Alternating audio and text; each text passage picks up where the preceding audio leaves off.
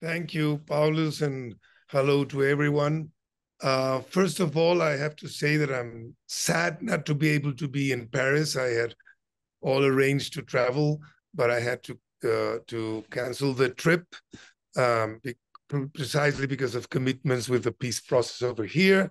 But we were able to arrange with Paulus, and I'll be with you during the month without being, doing things virtually or whatever we can do. I'm very interested in being in touch with all the fellows. I know the list of all of you, and I'm sure we're going to have some correspondence directly with many of you. I need your help in what is my challenge for this month. I see, I don't know if there are more, but I see one Colombian person, Juan Pablo Caicedo. I don't know you, but I'm glad to always see a Colombian over there. So we'll be talking, and I've read about your work, and I think it's very interesting. This month is going to be a month which is going to be very crucial for me, both in theory and in practice, because what I'm going to do during this month is to try to organize and gather and think about and process a huge amount of information I've had during the past, I would say now at least 10 years, because I was involved with the peace process from even in this prehistory, when we were just crafting that process with some people in Colombia. So it's been a lot of experiences. Mostly I've been in the shadows of the official talks, except for 3 years and a half during the conversations. I was part of the government delegation in the talks with the ELN that happened in Quito, Ecuador, and in Cuba, in La Habana. So it's going to be a very important experience for me to gather, organize, rethink, because once this month ends, I accepted from beginning April to be part of a new endeavor with the peace process of Colombia, which is, as some of you might know, it's been changing a lot. It is in a very special and different moment. So it's going to be very useful. And I have to decide during this month what is it that I'm going to do in the following month. This time I'll wear a completely different hat. Last time I was, as I mentioned, part of the Colombian delegation when President Santos was the president of Colombia. Now my hat is my academic hat. This is something I'm going to do through my activity as a professor at Rosario University, where I've worked for many years. So it's an interesting experience that changes a lot.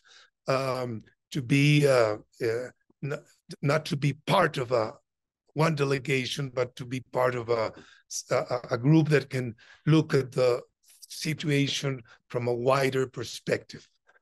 I'm going to miss. I have understand that Paulus has told me that lunch is a very important moment for this group to meet in Paris. I'm really going to miss that, and unfortunately, that cannot be still replaced virtually. So that's something I will just have to miss, but I hope to do something about it in other moments. Just as Paulo said, a very quick word about myself. Yes, I come from medicine, psychiatry, and psychoanalysis. I've been always actively involved in social and, let's call it, psychosocial activities. I'm going to just mention two. The first one, which is more from my psychological and medical and psychiatric hat. I worked for many years with homeless people diagnosed with severe mental illness, mainly schizophrenia in Colombia.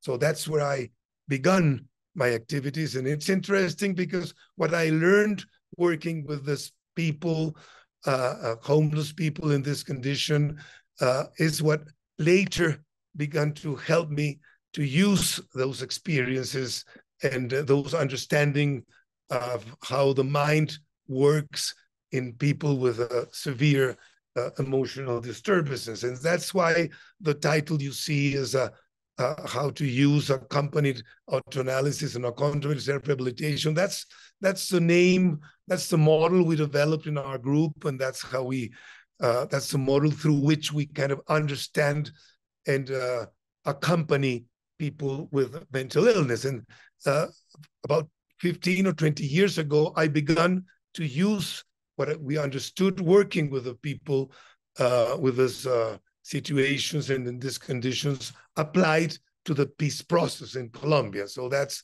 the mix I'm trying to do, and to put all these things together during this month. It's a big challenge, but I think it's the right moment. And thank you for giving all of us, I would say, that moment, because we all need that. You know, we need moments when we can just really dedicate ourselves to the big thing. I'm gonna share for just a few minutes, and then I'll get it out. My screen. I want to show you the main points I'm going to talk about. I think I can do that now, right? Yes, I think I did it. Let's see what happens here. Yes, we see. Yes, there it is. Yes, perfect. Give me just 1 second. Here it is. Okay. So, right. So just for you to have a quick idea, it is a very informal presentation, as you would see, because of the language. So what this first idea is a kind of a confession, which I'm calling normality in the light of madness. This is acknowledging that all that we have learned and have been applying to the peace process and to the negotiation process are things that come from what we learned, as I was mentioning, from our experience with homeless, mentally ill people. And we have to acknowledge that. The second thing I want to mention is, as I said, is that we are kind of dedicated to the peace talks. I was part of the Truth Commission in Colombia. One of the main things that we're going to move when we're dealing with the topic I'm in is that we move between a very easy thing and an impossible thing. Negotiations, there are moments in when you face things which look very easy to solve, and moments when it seems really impossible. And as I'm going to say at the very end of my brief intervention today, this is an interesting observation that I had during all the process and talking with illegal groups, is that always when I was able to talk individually, one-to-one, no matter who it was, it could be the leader of the ELN, it could be whatever person from the ELN, and we were in a one-to-one conversation, we always, of course, in-depth conversations, you know, in this processes, you have lots of time to talk with people in between meetings, early in the morning, late at night. But the interesting experience, what I'm going to use a lot, and I got to think a lot about during this month with you, is how always, there isn't one exception. All the people with whom I talked individually, one-to-one, we were always finally agreed on what should be done. I mean, we could have signed the agreement individually, one-to-one. We could have signed the peace, let's say, in a one-to-one basis, always, which is interesting. But always, when we then went to the negotiation table and all the dynamics of a big table and all the things that have to happen, and that you discuss things there, and on both sides, you have to, whatever you talk, you have to have the leader approve it. In our case, we have to have it approved by the president. In the ELN's case, they had to approve it by Gabino, who was the name of the leader in those times of the ELN. Then the thing became complicated. So it's something that caught my attention during the whole process, and I'm going to give it a lot of thought nowadays, today, and to this month. When I heard the presentation a few minutes ago about the autonomous weapons, it came to my mind if there would come a time also when we can have autonomous negotiators somehow. Of course, it's a bit of a fantasy, but nothing nowadays is fantasy, or let's say any fantasy can become reality somehow. So it's interesting. The other point is that I noted in this experience and with which I want to work a lot during these weeks is that you assume that people defend their interests. You assume that groups defend their interests. But in negotiations, you are frequently surprised to realize that people and groups often assume a position that's clearly against their interests, or at least partially against that. So that's another situation in which I want to focus during these weeks to study and reflect on them and see, how does that happen? How can this come to being? Of course, it has to do with the big question is it has to do with all the emotional and human psychological parts that act in any negotiation, but that's too big an answer. I really want to get into more details about that and to understand it more in detail. The other observation that I'm going to use during these weeks is how important back channels are in any negotiation. You would say that main decisions are taken on the negotiation table, but no, most of the decisions really happen in back channels, in meetings you have outside of the official meetings with one people, with the other. And that's also a very interesting dynamic. Let me say right from the start that the reason I think this is a very important thing to do more research and understand these small details I'm mentioning is that, yes, it's a different world, but one of the differences is this is a world full of wars, right? And there's no way to think that wars are going to end anytime soon. So I'm asking myself, and I'm going to ask myself, and I'm going to ask you during these weeks, what's the role of negotiations going to be in all the wars we currently have in the world, and probably, unfortunately, the wars that are the wars that are still to come somehow. So that's another point.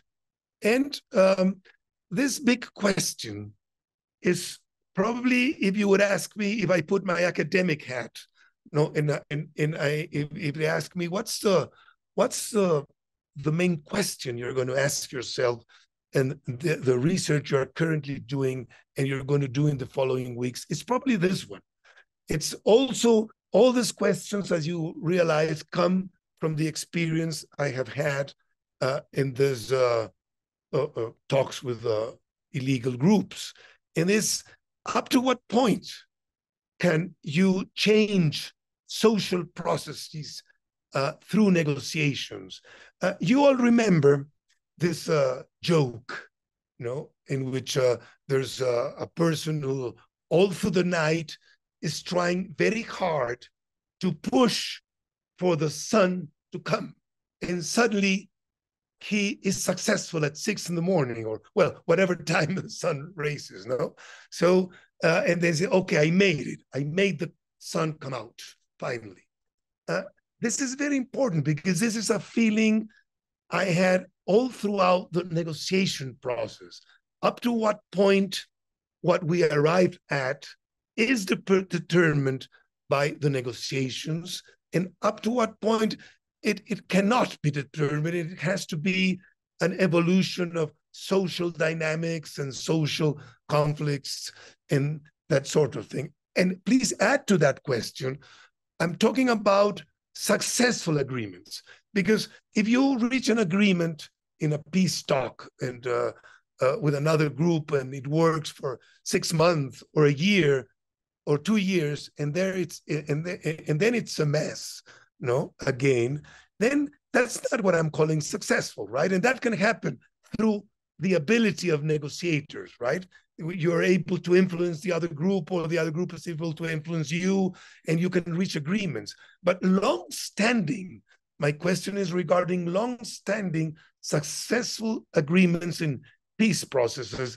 Up to what point can they be achieved by the negotiation, or those are things that only happen through the natural evolution of social dynamics and social conflicts that have to happen.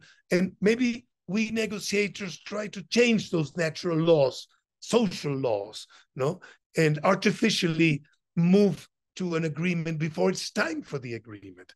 Those are the sort of questions that are in my mind, and those are the type of questions that are going to be in my mind during this weeks that I'm going to be with you virtually online. And again, I'm so sad I'm not going to be there in person, especially at lunchtime, where I've been told is one of the best moments of your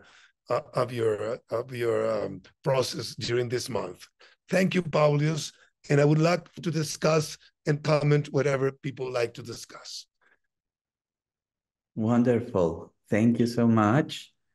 I see a question in the chat from Sadi. Perhaps negotiation is about setting a framework where people can legitimately change position without losing face. So the role of a neutral negotiator is just to enable the back channel discussions to see what is acceptable, and then the framework enables making this legit. Thank you very much for that question. I agree. And I think that's a nice way out of this this question, or a nice answer to the question. And probably what one has to do in a negotiation is that really take into account the stage of the development of, let's call it, the social conflict, the dynamics of it, really be an expert on that and really understand where it is.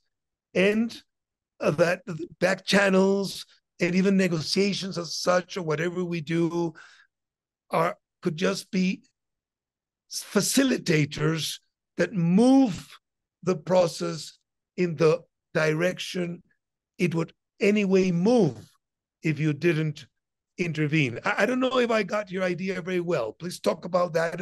But that's what comes to my mind with your question. And I think it's a good idea to see it that way and to use it in that way.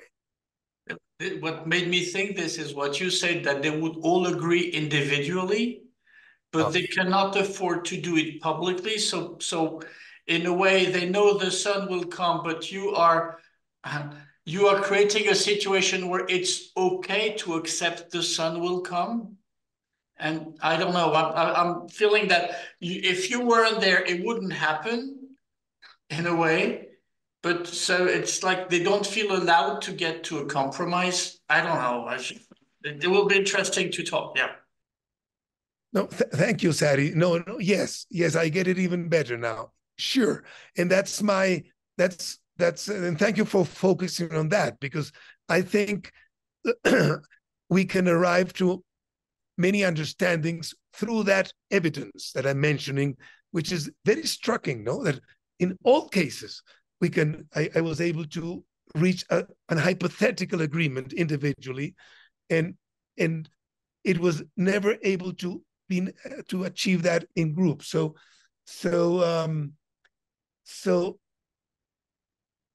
I don't have the answer. No, that's still my question. But thank you for focusing on that, because you got the main point that I'm concerned with also. Mm-hmm.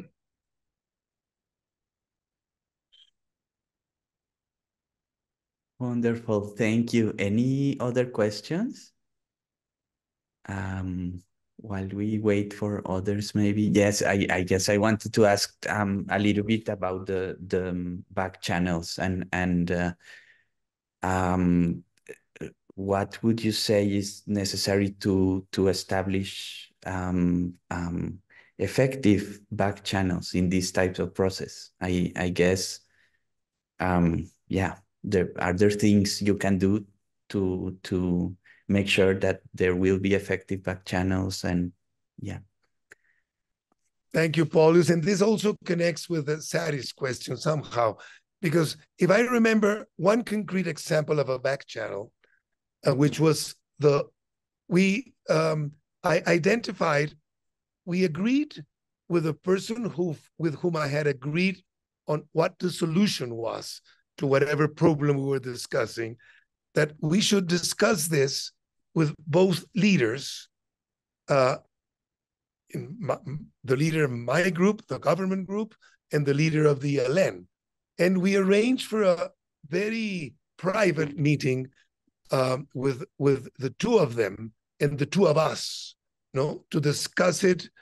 And that was probably, if I look backwards, the moment when the negotiations were able to advance further, when we were able to bring to the two leaders the agreement we, who were not the leaders, had agreed on, and showed them our reasons in being able to talk about that and develop that. So it's the art of the back channel, certainly, I think, or one of the arts, is to really be able to identify with whom you should do it. So I was able to do it with one person with whom I agreed on the other side, and I was on the other side and I agreed.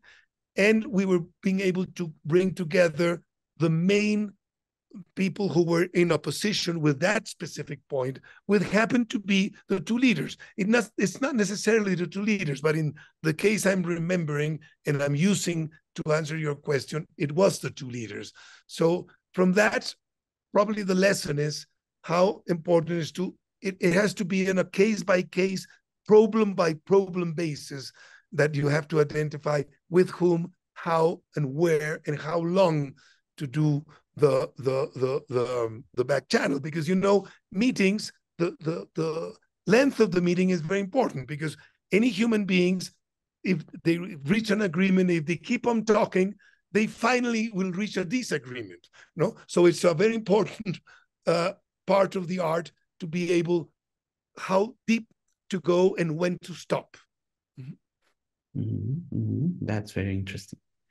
Any other question? Yes, Sadi?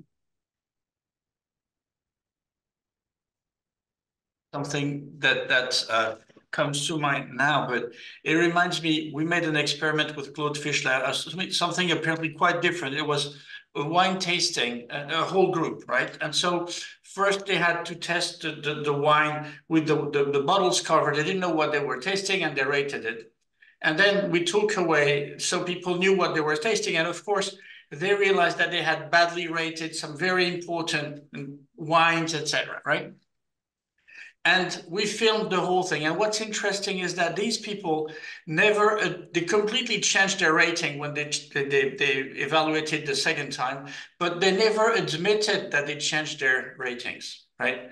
What they said is that the wine had changed, right? It had been more open, or they found some reason that the situation was different, so they did not change their mind. So I suspect there is something in the role of a negotiator to present the situation in a different way, so people do not have to lose face and change whatever, but sort of like, oh, new aspects or new events have appeared or something like that. And probably there are many layers in the changes of attitudes or decisions, but there may be a social layer where people, as you say, they start knowing each other, so they want to have a compromise just because they've eaten together. And you can't stay opposed all the time if you're in the same room, in a way. But also, if you want to legitimize to the others the reason, well, I mean, you have to have an explanation for that.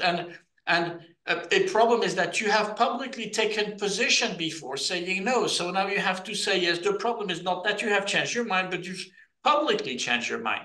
I don't know. It's really weird. And it will be lovely to hear you about what you say when you move your hands like that. It feels like the process is something that is moving ahead. And what is it that makes it? Yeah.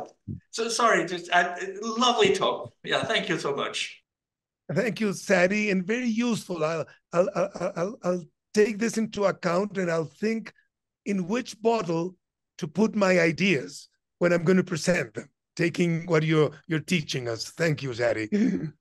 I'll choose the right bottle for each moment. Yeah. Yes, that's very nice. And in that sense, maybe I was thinking, hearing Sadi, that I wonder what's the role of having a secret versus a public process, right? Because the previous process with FARC was secret for a lot of time, and then it came out, and this one has been more public. So I guess that plays a role as well.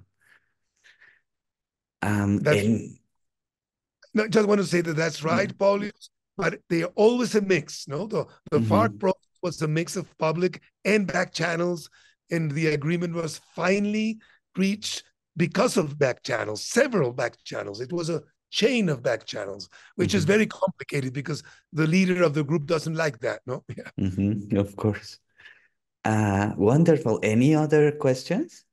Great. So yes, if not, thank you so much again, Professor Fergusson, for being with us.